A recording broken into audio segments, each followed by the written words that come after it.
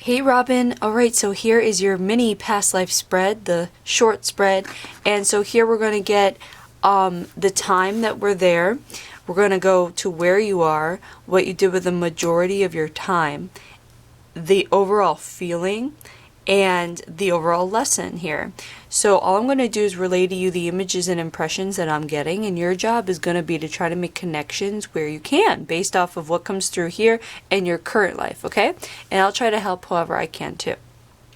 So first we're going to go to where you are, and this is the island card, and I feel very much like when I was shuffling this and putting it down, it feels like we're looking at a really large island where there's lots of coasts about it. So it's almost like what we would consider Hawaii, even though it could be, the island card has been Australia before or Japan, or there's so many islands. But this one actually feels like what you would think of as far as an island where there's, it feels specifically like there's one island in Hawaii where there's all different kinds of terrains, and there's cliff coasts and beach coasts and other kinds of, so it has all these different terrains, and that's what it feels like. It feels like this place has like an all-encompassing thing to it where it's like you can't go wrong because it has something for everyone. But also when I was laying this down, what was coming through even during the shuffling was the importance of water and the aspect of grace, like a graceful person or a graceful existence kind of thing. And also, interestingly enough, we get mermaid energy, which I don't get a lot of actually.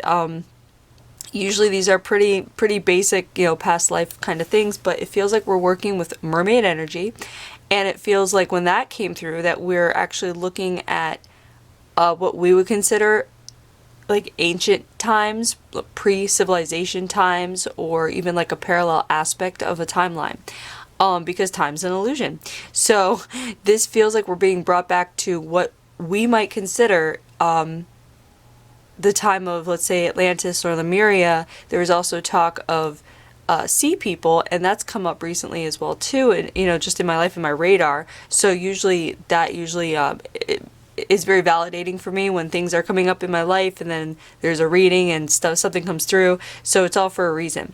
So basically what's interesting about that is, one, have you ever been pulled? Let's just start with the mermaid energy. Are mermaids something you like? You see it in stores, obviously it's been trending in the past few years and getting big. And is that something you've been pulled to? Has it been intriguing to you? Either ever or just recently starting to get, interesting to you. There's also the aspect of the water. So I feel like this is coming up for a means of letting you know that if you need to get away, if you need to clear your head, if you need your own sort of therapy or you time, go to the water. That's what it feels like, is you will like regain your energy from the water. What's coming through is like that movie Percy Jackson and the Olympians, where he, the father is Poseidon, so all he has to do is touch the water and he gets a healing from the water.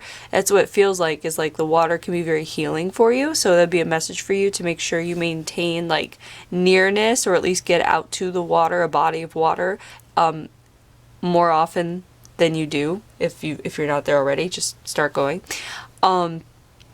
The connection can be to islands. So you might be someone that is drawn to islands, to coasts, to tropical coasts, to, if you want a vacation somewhere, it might be an island, or at least like that coastal kind of aesthetic. Also, the idea of this island being more than just like this tiny little beach island, there's a lot of terrain to it. So you might be someone who really enjoys exploring, enjoys the different like natural landscapes and natural wonders. If anything, that would be a message to you to get back to nature. Make sure you're grounding, make sure you're spending time outdoors, kind of like doing your own communing with nature, finding that there's something about that will connect with something about your feminine divinity. If you've been interested in your feminine power, your feminine energy, if you're a feminist, there's something very strong coming through with the female energy here. Because also that feeling of grace, it would indicate, it feels like this personality we're looking at here is graceful. In the way that a ballerina is graceful with movement, with their aesthetic, with your fashion. You might find interest in dressing yourself a certain way. Just coming off, you might actually be interested in that concept alone as being graceful, feminine grace. And it doesn't mean weak or passive femininity and grace. It can mean strength. It's just about how you pull it off. On the other hand, this can also be an opposite to connection. So you can make direct connections with what we're going over here, or opposite ones. So, for example, this person who here exhibits grace and like graceful lifestyle, even movements. It feels like, if anything, we're looking at someone who is a mermaid or someone who spent time with them. And there's grace involved in that. The movement of swimming, the graceful movement of water. It can even be where there's even a pattern coming up where it is kind of like water. When you see these patterns, or I guess there, like you could see that with my hand. That might be, what's it called? A pattern that like just triggers you or intrigues you, or you might like it. That pattern like on your clothes or how you surround, like you might be someone that has an ocean themed bathroom kind of thing, even though I know it's kind of general, but that would also be a connection, would be if you enjoy the ocean theme, water theme, beach theme. But what were we talking about with the grace? Right, so the opposite connection. So for example, because we're looking at a life of gracefulness, you could have been born in your current life as a tomboy or someone who's more rough or more like not so graceful, I guess you could say, because our souls like to experience the opposite of what they've experienced before. So just keep that in mind, and we're going to go to this card, which is the movement card, which is nomad, or like it's someone who moves around a lot, mobility. So this can speak to you today. You might be someone who loves to travel, who loves to do little pop-outs to certain places, like a day drive or a day trip kind of thing. If anything, this would encourage you to travel more, because it will blow off a lot of steam you might have. So if you're stressed out about something, make sure you're traveling, and yeah, to the water, but just get out and about. Make sure you're moving. This person needed to move constantly, whether a mermaid or not. There was constant mobility during the daytime. It was almost like a movement with the sun, or a movement with nature in some way, where there was like a parallel aspect. So there's almost like a dance with nature is what's coming through. So they're showing me the movie, what's that movie with Mickey Mouse, and it's you can go look it up, I forgot the name, but he's like a wizard, and then what is it? It's like all these dance numbers with all these cartoon characters, and they made a second one. I can't think of it. Anyway, go Google it. But it's about like dancing with nature. In one of them, like with the centaurs and all that. So it feels like this is just a message for you again to get back out to nature. If you want to feel more connected with yourself, it would be to go and meditate in nature, or just walk around like outside by yourself, just be with it. Don't listen to music or anything, just like feel the earth, try to connect in whatever way it feels to you, because it feels like this is coming up as like a message to reconnect with the earth, reconnect with the water, reconnect with the natural things of the world. The time card, we are going to put it aside, honestly, though, because we did talk about being ancient or pre-civilization, so that really doesn't serve us here much anyway. Now, the overall feeling here is pity, and it feels very much like the pity card's coming through, not as like a terrible life or anything. It feels more like anything like there's a confusion about life, where you see things in a bigger picture of how things can be a lot easier for people, and also how people can get along with different people, where it feels like there's a little bit of dissonance. I want to say, let's just go with it and say, between the mermaids or the mer people and the people in the inland who don't understand them. So it feels like we're at a time when the relationships are being thinned and being stretched. It's almost like before the big break happens, because I feel like there's a break between humans and mythical creatures, so to speak. And before that happens, it feels like you're part of the strain of it, like you're trying to help bring it back together. I can't tell, again, because you're so immersed between the mermaid and the human. It might be the kind of thing where it feels like maybe you're more human, but it almost like at a time maybe in another life you were a mermaid, so you understand them so much better, so you're trying to be a mediator. So in your current life, you might be someone who is a mediator for your friends, for your family, where people tell you things about other people and they want your advice, and you might even bring people together. You might have a good way about you that brings peace to an argument, or if you can facilitate peace. And if anything, this would be coming through as a message to not take that ability or gift for granted, and in fact is very lucrative. So if you're thinking of a new career or wanting to get started with your own business or something like that, I would definitely say look into mediation. It could be legal mediation, it could be other kinds of mediation, but you don't have to like go through law school to be a mediator, so to speak. So look into that, because that might be a very good career for you. There's something about the listening and the being able to make resolution or problem solving. And this can also be coming up for you. Let's say you're having a hard time finding resolution or finding the solution to a problem. This would just be reminding you that you have all the ability within you. You just need to know about this lifetime to now tap into the gifts and abilities that this aspect of you has.